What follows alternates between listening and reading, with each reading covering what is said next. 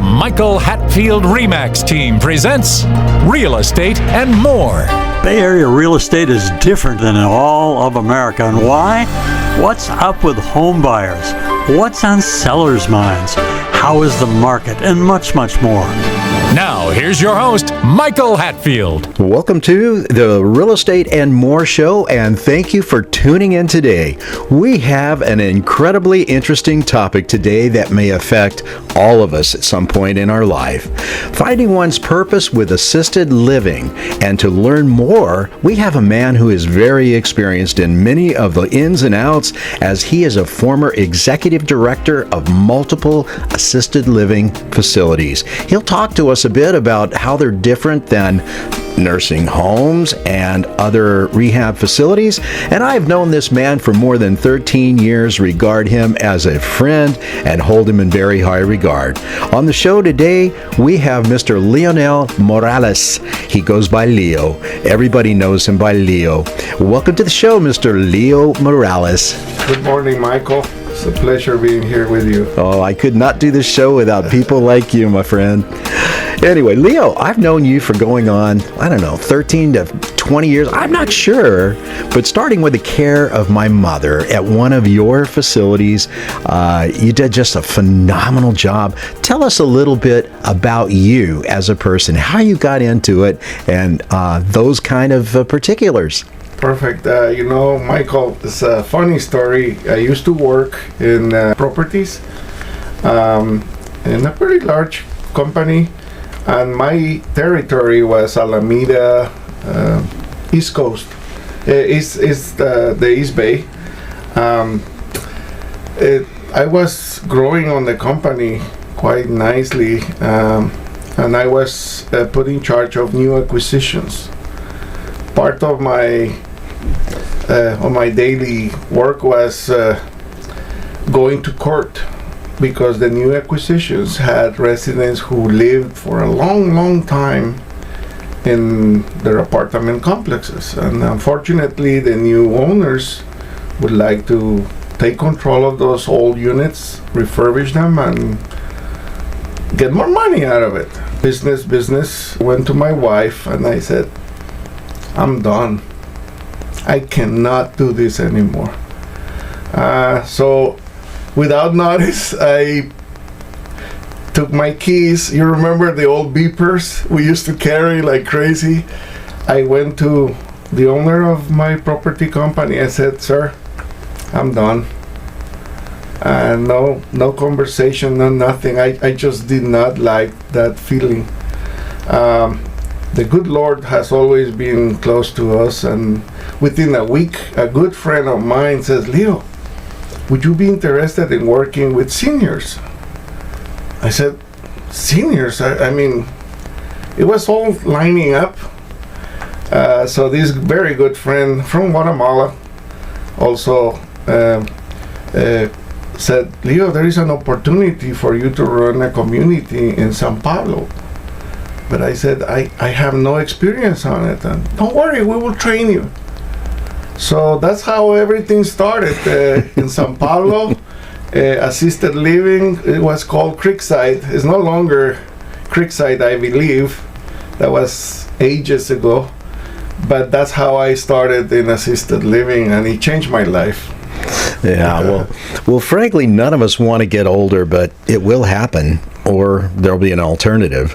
So why not make your home a place in a great social environment where you can do things and have a purpose? I think having a purpose in life is really important for anyone, whether or not you're of the boomer image or age, or whether or not you're a millennial. It's important to have that purpose, and sitting around watching TV as an elderly person is not the way to go, but once in a while it'd be pretty neat, don't you think? It's actually, Michael, that is the model for assisted living. The understanding that a senior person and an adult that has gone through the life and is pretty much alone, living at home becomes a burden because they are so lonely. That is the number one problem, because Usually, the husband or the wife are no longer with them. In many cases, the ladies outlived us for quite a few years. So it is mostly is dominated by ladies, and they become exactly like you mentioned. That TV, that box, it becomes their medium of receiving 99% of the time bad news. Yeah, for sure. Very seldom they turn to the weather channel and the storm is coming, but is the bad news that keeps feeding their soul, and that is not good for anybody. Well, we are actually social animals. We enjoy the get together, the tribe, so to speak, working on projects that have purpose and doing things like that. And if you isolate a person, it's pretty much like you would a dog. I mean, you want to make a dog mean, isolate them, make them lonely, put them in a pen, and then hold the food back, and then you've got that. So it's so important that in the case of assisted living, that there's a distinction between assisted living and nursing homes and rehabilitation. Yes. And I have to share with the audience, my mother was under the care of Leo and his wonderful staff for a number of years. Just did a wonderful job at keeping her social. She had her own independence, her own apartment, a little bit of balcony there, which was really nice. She'd go down to the dining room, she'd sing, she'd play bingo, she would chat with people, and that's the difference, I think, between what people think of nursing homes or rehabilitation centers, wouldn't you say? Oh, it is exactly that, Michael. This generation, remember, they grew up in a very social environment.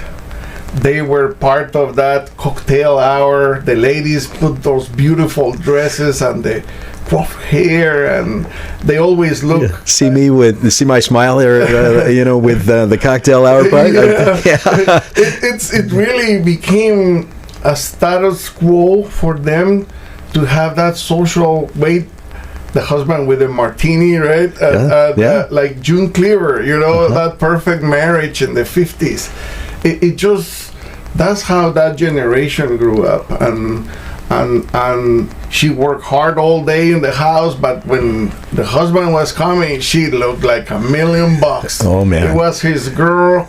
This guy who went to Europe and fought, or the Pacific Theater. I mean, these guys wanted to be surrounded of beauty, and the wife was the crown jewel or their little castle, Absolutely. And to me, that is one of the biggest blessings. This generation truly was the best. What Tom Brokaw said is the greatest generation that allowed people like me to come from Guatemala and be part of this American dream. That's why I feel honored to have the opportunity to serve them with such dedication and gratefulness. It's a great opportunity for anybody if that's what they would like to do. We're going to take a short break. We'll be right back. Welcome to the Real Estate Minute with RE/MAX expert Michael Hatfield. Michael, what traits should we look for in selecting an agent? Look for a deal maker with a positive attitude who will work tirelessly for you. An agent who is adept in multiple offer situations, drafting contracts, marketing and advertising a client's home, is familiar with multiple cultures, experienced in mortgage financing, inspections, and escrow, is a huge asset to his client. What can you do as a plus for clients? Your agent is your eyes and your ears, one who works behind the scenes on your behalf. A great attitude, working well with others, and keeping clients' priorities number one is a given for us. Call 925-322-7775 now to schedule an appointment or complimentary home analysis. For excellence in real estate, call the Michael Hatfield RE/MAX team at 925-322-7775 or go to michaelhatfieldhomes.com.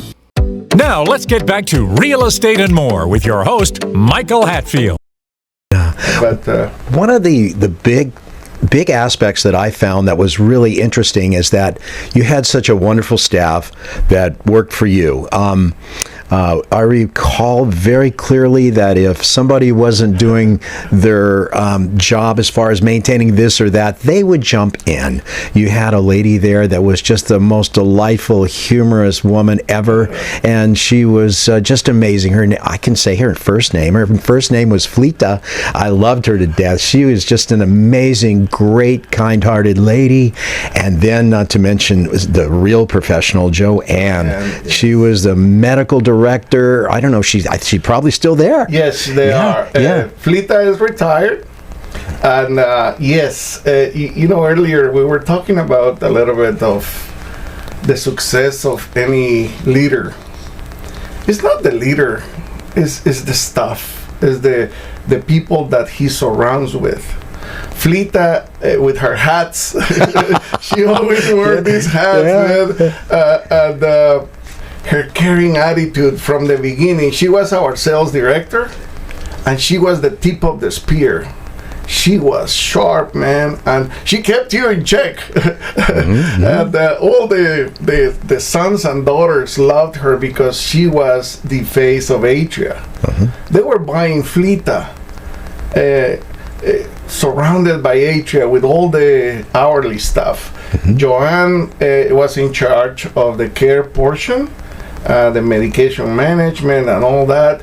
Very, very different roles, but without the two of them, it was impossible to achieve the success that I was blessed with. Absolutely. Before we go any further, would you do a brief explanation of the difference between assisted living and like a nursing or rehabilitation center, please? Yes, I think that's a very common misunderstanding.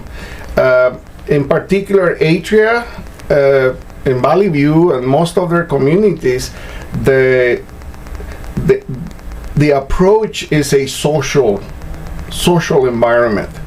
A nursing home is a continuation after you've been in the hospital. A rehab center is a place where a physical therapist will come and give you a workout even though you don't want it. They need to do it. Their medication, their diets are very, very strict and very medical oriented. Assisted living is a enhancement of your diet. A little indulgence with the cakes, the desserts, but a glass of wine. A glass of wine, exactly. There was a performers. Exactly. There was a new wave. We created an area called the Bistro. And Michael remembers quite well because I remember that was one of the favorite places for him and his mom. We have an amazing lady that used to take care of the bistro. Liliana. They did the paninis. Yes. We were thinking of naming one of them because Michael was there all the time. So we were going to call Panini Michael. But anyway, it was so special to see that enjoyment in them. Because again, this generation enjoy a trip to a restaurant with their husband or their friends, and Atria was able to provide that. In a nursing home is a very strict way of, you are with your nightgown most of the time, you are in a medical environment. For example, in Atria, during the meal hours, which is open from 7 in the morning to 7 p.m. The dining room is open all those 12 hours. You show up at 10 after your doctor appointment and you're hungry, we will prepare something for you. Anyways, there is a code that you cannot go into the dining room with slippers, your nightgown, or a bathrobe. You need to be fully dressed. You don't need to wear a two-piece suit. Most of them they do, but you're welcome to come, feeling comfortable. So Yeah. it is a great difference. The social, it's absolutely social. People think, my mother resisted that a lot at the beginning. She says, I don't want to go into a nursing home because her impression or perception of one is different. That's a rehab center normally, but Atria is something else again with the assisted living. I got to tell you, ladies and gentlemen, we're chatting with Mr. Leonel Morales, former executive director of Atria Facilities in Walnut Creek and Lafayette. And these facilities of 300 private apartments are in a big way a social club for seniors. It's like being on a cruise sometimes, and while keeping aging residents safe and giving them a purpose. And I'm going to go on. I'm going to say that there was one time I was having lunch with my mother, and I was talking. I was flying at the time for a major airline, and I was talking about my trip. I went to France, and I was coming back, and I was talking to Mom, and then there was this lady that piped up in the table next to her. She says, I was with United Airlines. I was seniority number 3 at the time, and she was probably the oldest resident in there. I don't remember her name, but she was 103 years old at the time, and she was actually United Airlines flight attendant number 3. And great subjects, and the interaction, I think, is absolutely imperative for people that are of maybe my generation. I don't know. Michael, it is amazing. I used to take my kids quite often to visit them because they were living history. We have, I remember clearly, an amazing resident who was present in the search for Amelia Earhart. He was an officer in one of the carriers that was looking for her. He was also a Pearl Harbor survivor, participated in World War II in the Navy. These people were, I had a group of ladies. One of them was a nurse, a flying nurse, that took participation in World War II. This is, you talk to these people, and the funny thing is, we did it. Yeah. Here I am. My excitement is running a yellow light, and these kids, they were flying, P-51 Mustangs, and they were flying or in charge of a carrier or a ship or something that is amazing. So our ability to interact with them and bring back just listening to them, it will enrich your life tremendously. Please remember to go to our new YouTube handle, My Real Talk Show. That's My Real Talk Show at youtube.com, and touch that subscribe button. You can also find past aired shows at our handle, My Real Talk Show, on youtube.com. Wow, it's just incredible. One of the things that Atria Valley View does, and I'm not putting on an advertisement for that, but I'm saying that they have this wonderful assisted living facility that, not just facility, but many, and they operate to the social benefit of the residents. And I got to say that I really appreciate that, and everything that Fleeta and Joanne did with my mother. My mother was one of those kind of people that you were talking about a moment ago, is where, she shows up and she's dressed to the T, lipstick, had her face on. If she couldn't, she would always do this. And then next door to her was Josephine, who was the mother of one of my better friends. And the two of them were just always so delightful. Oh, come on in. And they'd only be going next door. But that was okay, because they had a life.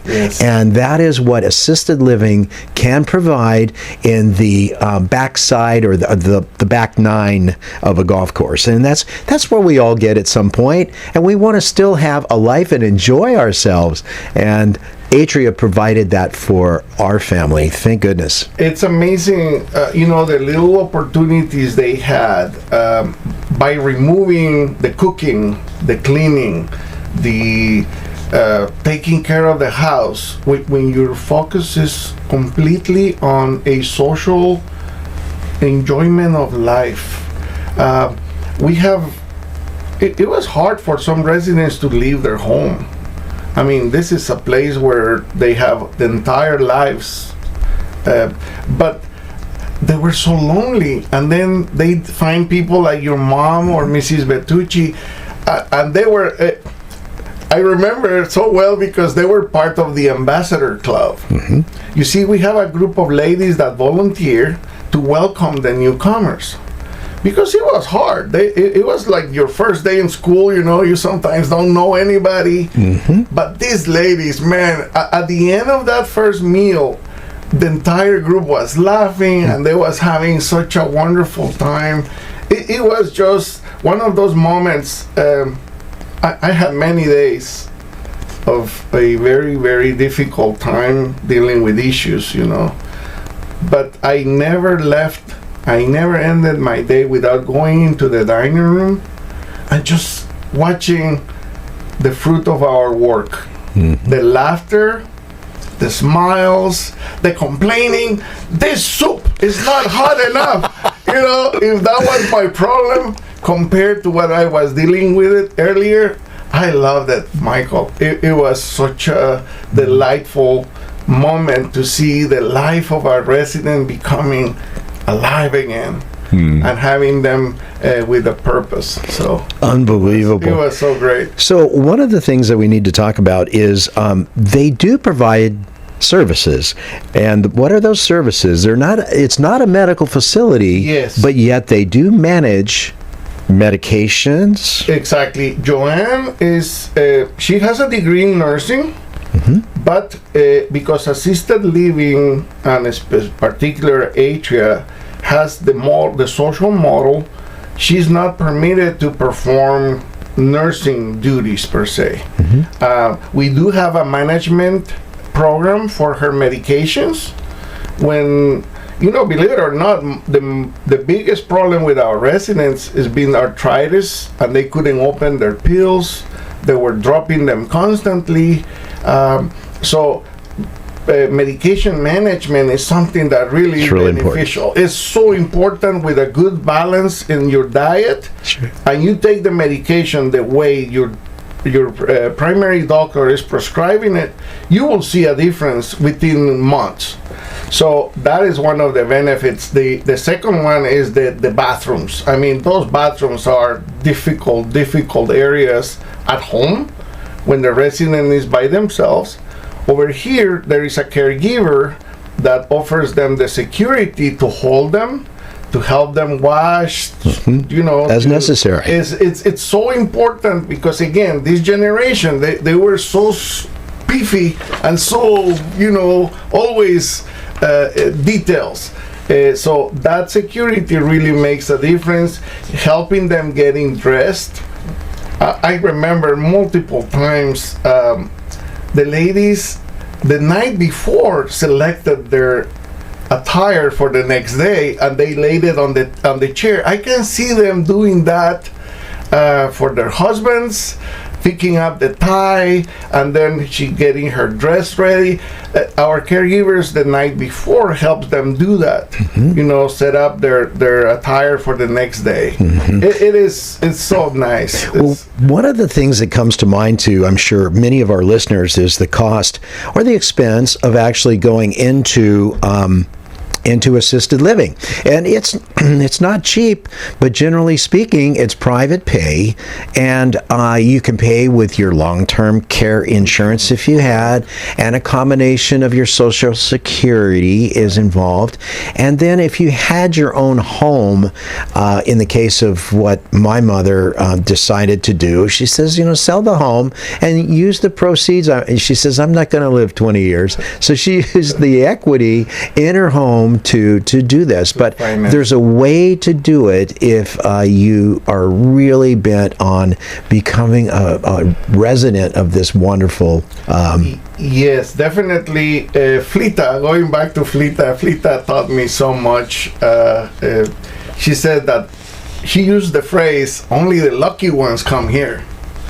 It was so beautiful there, Michael, and unfortunately, the expense comes with it. Yeah, it does. You know, you go to New York and you want to stay at the plaza, you gotta cough the money because the plaza is the plaza, right? So, anyways, the concern of the financing, it is quite difficult because some people feel, wow, this is so expensive. But when you put it in perspective, the portion that helps you recuperate some of that money is the part of the care part. You know, the care part allows you to use your in this case the long-term insurance.